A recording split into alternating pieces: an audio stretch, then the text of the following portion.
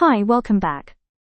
Before going to the details of the video, I am going to ask a question today. Have you ever found yourself unlocking your phone, and suddenly 40 minutes later, you've watched 8 cat videos, checked the news twice, and somehow ended up on a cooking tutorial, even though you were just checking one message? Yeah, me too. That's not bad luck, that's a habit, and your brain loves them. Today, we're breaking down The Power of Habit by Charles Duhigg, the book that shows why we do what we do, and more importantly, how to change it. Here's the core idea. Every habit, good or bad, follows a simple loop. Cue, routine, reward. The cue is the trigger, like feeling bored. The routine is the action, say, grabbing a snack or opening Instagram. And the reward is that little rush of pleasure or relief. Your brain learns this loop and automates it because it loves saving energy.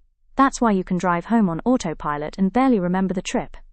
Our brain's basal ganglia stores these habit loops. The part of your brain that doesn't care about decisions, just patterns. Once the loop starts, your brain goes, "Ah yes, I know this one," and saves energy. Which means you can't just delete a bad habit, but you can reprogram it. Charles Duhigg discovered what he calls the golden rule of habit change. You don't eliminate a habit, you replace the routine while keeping the same cue and reward. An example is, if your cue is stress, and your routine is reaching for a cookie, the reward might be comfort. Instead, try keeping the same cue and reward, but change the routine. Maybe stretch, go for a quick walk, or text a friend.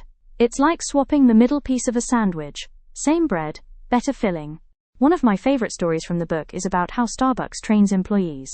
They don't just say, "Be nice to customers." They actually teach workers habit loops to stay calm under pressure. When a rude customer appears, the cue is frustration. The routine is taking a deep breath and following a script. And the reward is staying composed, and maybe even earning praise.